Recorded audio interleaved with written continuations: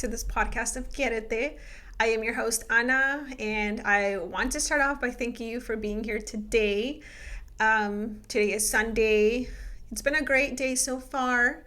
I started off the morning with making a good breakfast. I made a mushroom, cheese, spinach, and ham omelet.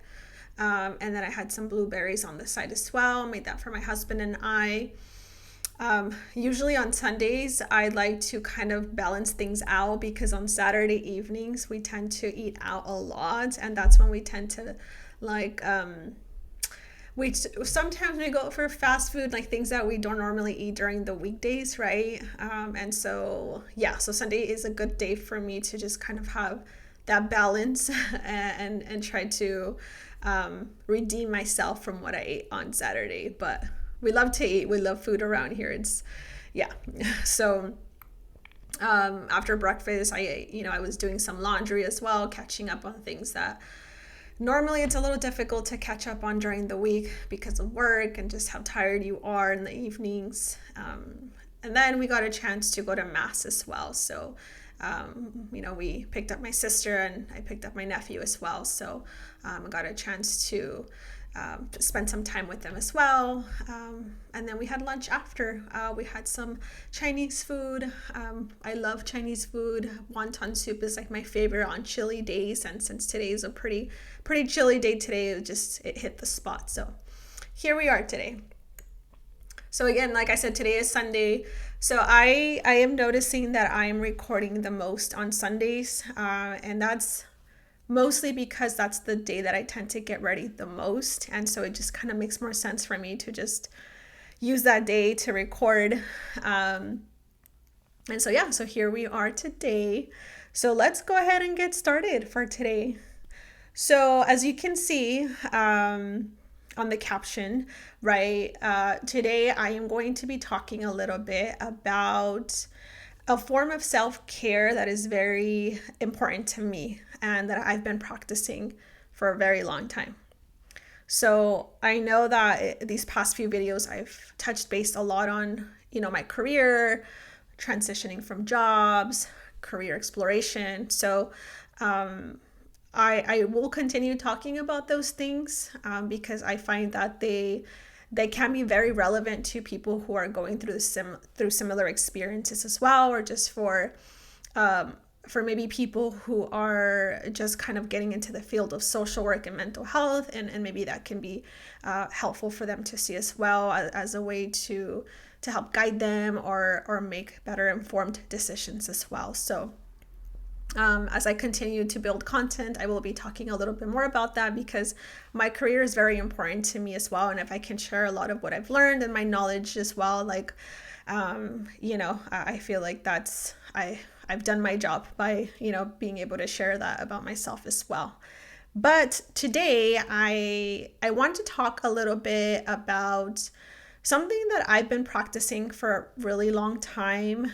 And sometimes I share this with those people that are close to me as well, because a lot of people may not know this about me, and I think it's pretty interesting to share as well. So the thing that I am referring to is journaling. So in the field that I work in, working with adolescents, working with children, with youth, one of the things that I tend to encourage them to practice is journaling so that they can practice self-expression, so that they can practice feeling identification, so that they can practice just overall reflecting as well. And sometimes I will get clients or students who say no, that doesn't work for me. I've tried it before and it just does nothing for me. And when I ask them how long have you tried it for?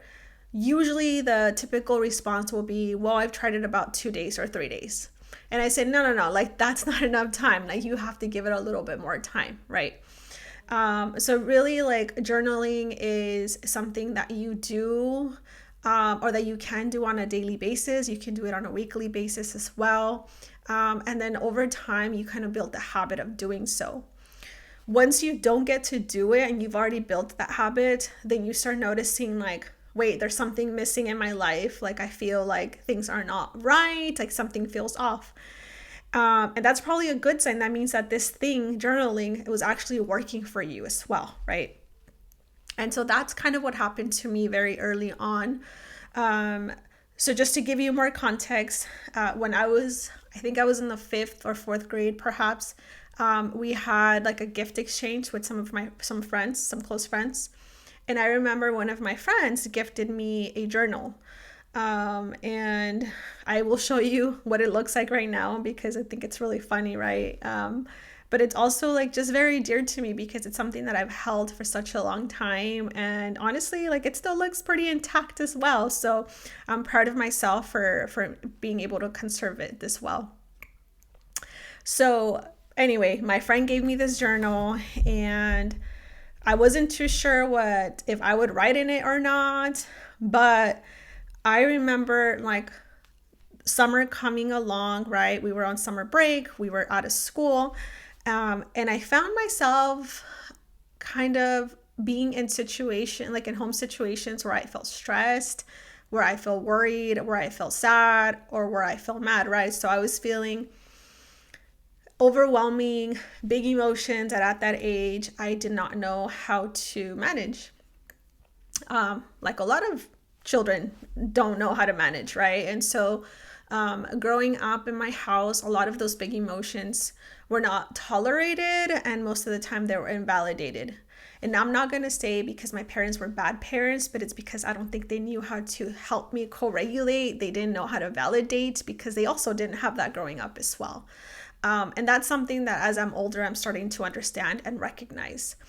When I'm younger, I had no clue, no idea at all. I just knew that, if I was going to cry, like my parents were going to get mad. Or if I was sad, then my parents would try to find out who was the person that made me sad. And a lot of the times, like one of my brothers would get the blame as well, right? But there was never actually there was never really a time where like they would sit with me and actually ask me like, how can I help you, right? Do you want to talk about things? Like, no, that didn't happen in my family. And so for me, I really took this diary or this journal very serious in the sense where like when I started writing, I noticed that it was something very empowering for me. It was something very powerful because it allowed me to really like say the things that I really wanted to say that were in my mind, but I didn't really get to say because they weren't accepted or validated in my house as well, right? And so I started writing when I was 10 years old. I was a fifth grader. A lot of the times, just kind of looking back at this diary, I noticed that I would tend to write again when I was in situations that I just didn't know how to like maneuver or tolerate or manage. And so there was so much freedom and there was so much relief in me being able to just go into my room and like sit in my bed and just like write, just keep writing and writing. And then I noticed that itself helped me regulate. It helped me self-regulate and it just started to make me feel much better. I felt more calm and I felt more relief at the end. And that was something that I knew that I could always go back to, right? And it did. Like that is something that helped me out for so many years. As an adult, I still continue to write now because there are times where, yeah, I could talk to a friend, I could talk to my husband, but then there's times where I'm like, well, like this is just something that I could write about. And I think after I write about it, like I'll be fine afterwards. And yeah, it still works for me very well. So with that said, I thought it'd be kind of interesting to maybe read to you two of my journal entries. So just note for you that do not speak Spanish. This is in Spanish because when I was 10 years old, that's usually how I would communicate the best in Spanish. That's my native language. That's the language that I spoke at home as well. And I guess during this age, that's the language that I feel most comfortable expressing myself. And so I'm gonna go ahead and read it. Some of them are kind of funny. It's kind of interesting to see like this is like 10-year-old me, right? Like I'm a little bit like surprised that this is how I would write and this is the way that I would express myself, but Okay, so I'm going to go ahead and read to you my very first entry, which is from January 13, 1999. 1999 was the year for me. I don't know, it was such a good year. I think mostly because of the music that came out. Like, I don't know, some of my favorite music was from 1999. But, all right, so I'm going to go ahead and start reading it. So it says, Querido Diario, and that's usually how I would start most of my entries. Yo voy a escribir todas mis aventuras. Hoy me fue bien en la escuela, aunque mañana vamos a tener una prueba. Y yo solo le entiendo un poco. Aunque el viernes también voy a tener una prueba. Pero ese día a lo mejor no voy a ir a la escuela porque vamos a ir a Imperial. Allá va a estar mi abuelita. So I remember this. So my grandma has always lived in Mexico, but I remember that in 1999, she came to the United States and she was going to stay with one of my tías in Imperial. So like the whole family was going to travel to go visit my grandma, of course. Estoy muy emocionada, no puedo esperar para llegar a Imperial. Y ahorita mi mamá me dijo, vamos a tender ropa. Yo quiero mucho a mi mamá. Este día miércoles voy a comer frijoles. A mí me encantan los frijoles. Mi mamá hace la mejor comida del mundo. Just like a lot of us say the same thing. My mom makes the best food. Like we always say that about our moms, right? A todos los demás de mi familia también les gusta mucho la comida que hace mi mamá. Y también mi mamá hizo chicharitos para comer. Los chícharos saben sabrosos. So these are green peas. It's like in the form of soup. My mom still makes that now too, and they're really good. Hoy me la pasé muy bien. And that was the journal entry, right? And then there's this journal entry from January 14th, 1999, which is just the day after. And notice how things change here. Hoy 14 de enero me fue mal. Me fue bien en la escuela, pero en la casa no. Cuando tenía tantas ganas de ir a Imperial a ver a mi abuelita, hoy ocurrió una cosa. Yo no sé ni qué llamarle. Bueno, el estúpido y estúpida de los, and I'm not going to say who here, but it's some of my parents' friends. Me choca que primero digan que sí y luego que no. So I think what happened during this time is that my parents' car wasn't working, so my parents were going to ask some of their close friends to let them borrow a vehicle. And initially they had said yes, and then after they said no, last minute. Estoy muy triste porque siempre dicen que vamos a ir a una parte y a la mera hora que no, porque el carro no sirve. Porque nosotros estamos pobres, right? So my thoughts during this time is like, well, we don't have access to a car, so like we're poor, right? Cuando yo esté grande, yo quiero agarrar un trabajo bueno. So this is me doing my wishful thinking, and I remember doing this a lot when I was a child, right? And I think this is actually very normal. Quiero estar rica para comprar un carro bueno y ir a donde quiero ir. Todos mis primos van a ir menos nosotros. Mi mamá también está muy triste. Yo todo el día me la pasé llorando, llorando y llorando. Since I was a child, I was always a very emotional, very highly sensitive person. I still am to this day, but I do remember like just me crying over like these type of situations again, right? Because I didn't know how to manage these feelings, right? So for me, my outlet was just to cry it out, go to the restroom, lock myself in there, and like look at myself in the mirror crying.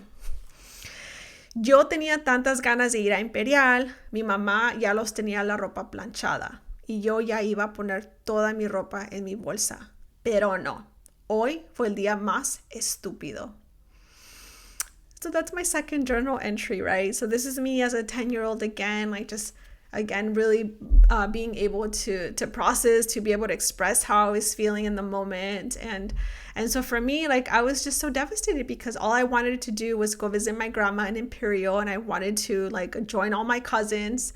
And yeah, so because we were the only family that was not going to be able to go, like it just really crushed me. And so yeah. So anyway, so this is my diary here. It's a little Winnie the Pooh diary. I put stickers all over it. Here I wrote private. And I did such a good job of making sure that nobody got access to this diary because, again, it's something that's very sacred to me.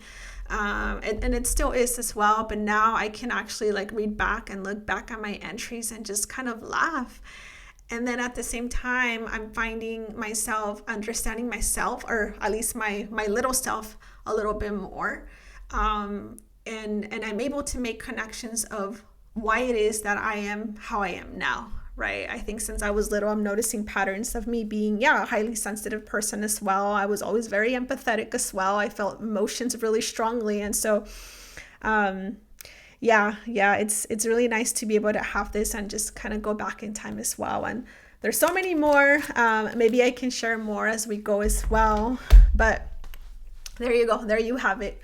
So I really truly believe in the power of journaling. Like I said, I still do it to this day now.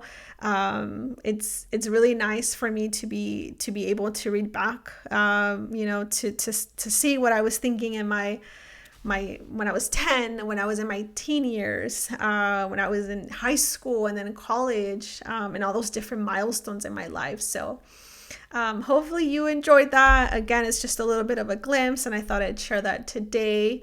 So if you have kept a journal, if journaling works for you, go ahead and share that in the comments as well. I would love to see how journaling has helped you out, and if it's something that you've always thought of doing, then I would strongly recommend you doing that as well, because like I said, there's so much value in doing so as well. It's such a great way for you to kind of just let go of anything that is kind of weighing you down, even like the happy moments. It's kind of nice to be able to look back and read back on all those really happy moments when you were truly like so grateful over some things that happened to you in your life. So self-expression is a beautiful thing, and again, this has turned out to be a very sacred thing to me, and it's very dear to my heart. So that's all for today. Thank you so much for being here present today. I hope you enjoyed this episode, and like I said again, maybe I can share a few more of this journal, we'll see what else comes up in these journal entries. So for now, I want to wish you all a great day. Have a great happy Sunday, and until next time, bye.